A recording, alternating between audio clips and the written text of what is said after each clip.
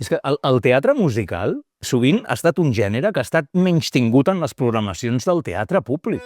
I això malgrat ser un espai de creació vibrant, popular i, escolteu, d'una altíssima exigència artística.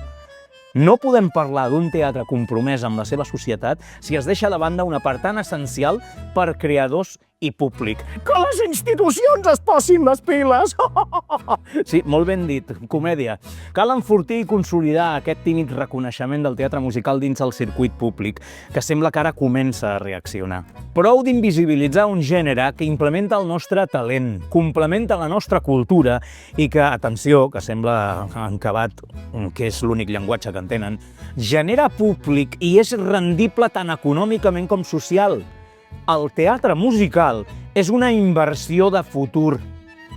És trista la reticència d'aquells que consideren el gènere musical com a trivial, com a art menor, oi?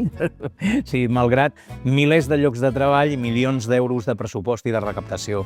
Art menor, tu, en diuen. Sí, que fort! Escolteu, vosaltres, em podeu explicar què tenen de trivial o d'art menor Els Miserables, o Hadestown, o Next to Normal?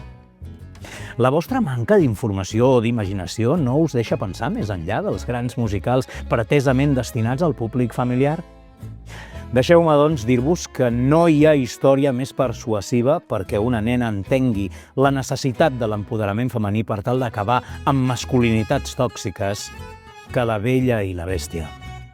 I que si voleu gaudir d'una festa antifeixista, no us perdeu Wicked.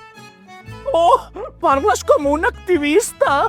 No, ho soc. Soc un entusiasta, soc un motivat. I si no, de què estaria jo aquí amb vosaltres dues? Si no, de què m'hagués dedicat a aquesta professió?